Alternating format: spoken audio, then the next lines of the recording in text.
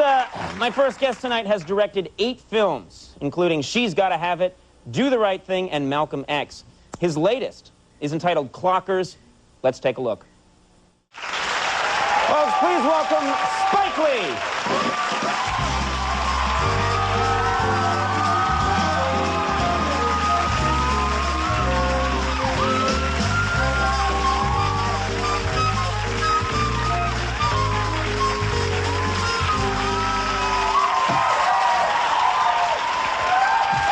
Thanks for coming. Thank you. Really good to have you here. Glad to be here. Last night, I went and saw the movie Clockers. I really loved the film. I saw it last night, and I gotta say, it's this clip, and people can tell, it's a very powerful movie. And I went and saw it last night with with kind of an industry crowd. I guess they had a special screening. It was an all-media screening. Yeah, all-media screening, so everyone there is... And, you know, people were loading up on popcorn and stuff, sitting down to see the movie. And the movie starts with shots of actual homicide victims. Well, they're recreated. They're recreated shots of actual... They're not really dead people. Not real dead people? No. Oh. And that ruins it, man. In doing research... Come on! In doing research for the film, I spent a lot of time with the crime scene unit here in New York City, and they're the guys that show up homicide scenes, and they take the pictures, and they had a special album they call the Family Album, which has the most gruesome homicide photographs you've ever seen. Oh, so we recreated those for the opening credit sequence of the film. This is like a nicely bound album they have? Well, they have a different kind of humor, so that's what they call the Family Album. Right, and I gotta say, it's like this is, you know, right away this set the tone for the movie. I mean, I guess these weren't actual, but real tight shots coming out, and people just put their popcorn I'm glad aside. you mentioned popcorn, because what we want to do is just to grab the audience's attention right from the beginning, you know, put down your watery Diet Coke that you're sipping through the straw, and the popcorn, and just pay attention Raisinets, goobers, just pay attention to what's on the screen. Put it all aside, yeah. Well, it certainly does that. It draws you right in. And you said you spend time with the cops. Did you actually see, I mean, what kind of stuff did you see? Well, I was hoping that while I was there, they would get a call. Now, when they get the call, they have to go there and photograph the body and do all that stuff. But every time I went, nothing happened. So every time then after I would leave, then that's where 10 people get shot in New York City. And then they had... The minute you leave. The minute I leave, and 10 people get murdered. Man, well, then you're good luck, all right. This is good. You're a good guy to be around, Spike. I got to say, in the movie, I think this is a really hard thing to do. The main character, the main actor, is terrific. His name is Mekhi Phifer. This is the first time he's ever been in First time, and you guys found each other. How did you find him? Well, every time we shoot a film in New York, I have an open call, which means that if you're alive and you have a picture and you can put 2 words together, you can audition for one of my movies. That's why I'm here, you know? And Mekhi, a friend told him about it on a humble, and they went down to Woolworths in those little booths and took some quick pictures, and he just showed up, and 1,000 people were there that day, and he didn't get the part right there, but he was brought to my attention. I brought him back 10 more times. The last 3 times he read with Harvey Keitel. That's the clip you saw. We rehearsed, and he got the part. Well, he was incredible. You have a great cast here, and it's a hard thing to do. You're making you know, the main character is a drug dealer, but he's this multi-layered character. He's sympathetic, you know.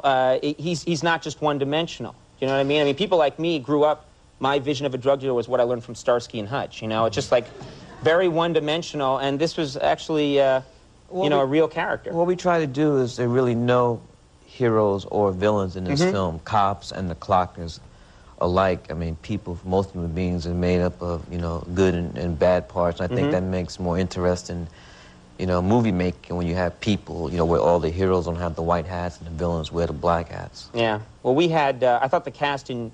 It's really an amazing cast you've put together. The only thing was disappointed. Harvey Keitel, John Turturro, who you've worked with a number of times. 5 times. 5 times in the movie. He's there. He's terrific. Delroy Lindo.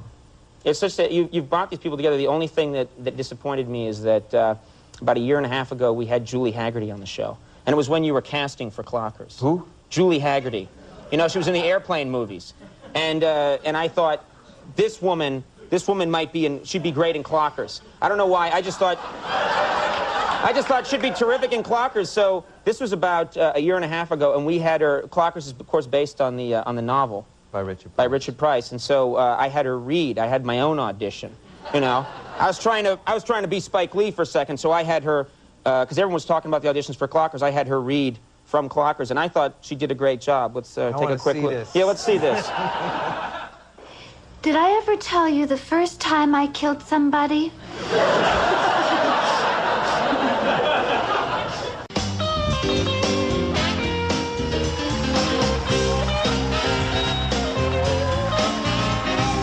Ladies and gentlemen, we're back. I'm here with Spike Lee. Spike, you have, in addition, you got this career going as an auteur, a director, actor. You've got this other career going as a passionate Knick fan.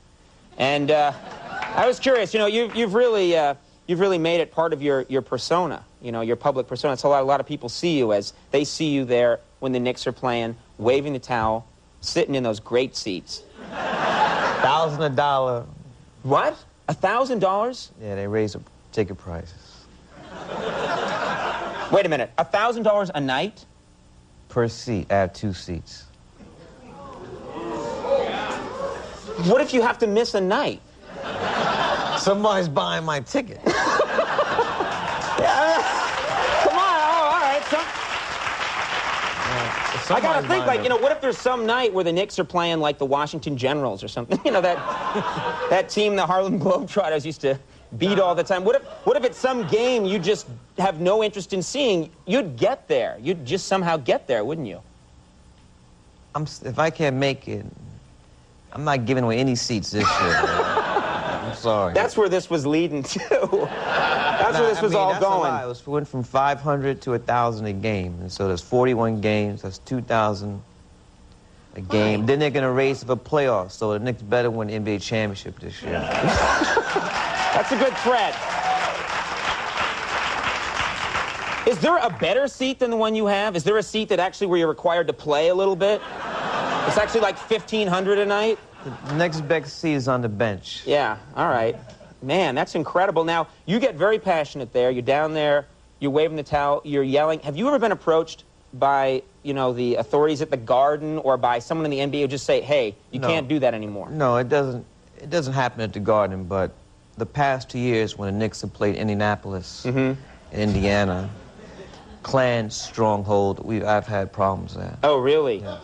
So there it's a different thing. So the Garden... Very different. Yeah, I would think. But the Garden, you're okay, and they don't mind. They don't mind you. They're not going to put a seatbelt on you this year or anything. They're just going to... I mean, but papers, I mean, they wanted to crucify me, 2 years ago when Reggie went crazy, and they blamed the loss on me, saying I instigated him to do that. Right. And you think, no way could I have done that. Nah, I mean, I'm not playing. I'm just sitting there. He went crazy. No. You're not just sitting there. But now I'm curious, because we had Reggie Miller on the show, and he was talking about it. Do these guys, I mean, is there anyone in the NBA who just hates your guts or anything, who's come up to you, like a Reggie Miller or someone who I mean, Reggie's a nice guy off the court, but playoff games, you know, he becomes nuts. Yeah. So, probably the only person, I mean, I talk to, most of the players enjoy talking to me, you know, during the game while the game's going on, and I enjoy talking to the refs. But probably a nice chat with the refs during the game, yeah. Scottie Pippen, he's a favorite of mine, you know. You guys get along? Not during the game. No, I wouldn't think so. Do you ever, I'm curious, before you became famous, you must have been up in, you know, were you back in the blue seats back then? Since junior high school, I was in the blue. You were in the blue seats. Do you ever go back and think, I'm just going to go back there and visit the old seats and have the view that those suckers... No way? Nah, and what's unfortunate is that that's where the real fans are. In the blue, and with the ticket prices going up and up, you're gonna have to be Donald Trump to go to NBA games. So does that bug you? Do you sometimes look around at the other guys who are sitting right there? I mean, you're obviously very passionate about the game, have been for a long time, but you look around and, you know, Fabio sitting there going, "Go Knicks," you know, and you think this guy's just sitting here because... I mean, there are some people there who are there to be seen, but there are still a lot of celebrities that are genuine, you know, basketball fans, too. Yeah, I guess so. I just get irritated because I think, you know, if tomorrow Entertainment Weekly said, High-lie is the new sport. All these guys would run over and get themselves a great high-lie seat. High-lie, by the way, is coming back. It's going to be huge. I just wanted to make that announcement. But you feel that a lot of these guys are passionate. I mean, I guess Woody Allen sits there. He's obviously passionate about it. He's been there from the beginning. I Yeah. mean, he doesn't move, but he's been there from the beginning. Yeah. All right. Well, just before you go, I wanted to ask one quick favor. You've got your stores. I guess you have a store in Los Angeles now. Yeah, one in Brooklyn and one in L.A. One in Brooklyn, you have one in L.A., and I see people wearing your stuff everywhere. The store is obviously doing very well. You got stuff. I was wondering, as a favor, Spike, would you be willing to just market a few of my shirts there? Just from small corner of the store. Doesn't have to be a big... That's gonna be rough.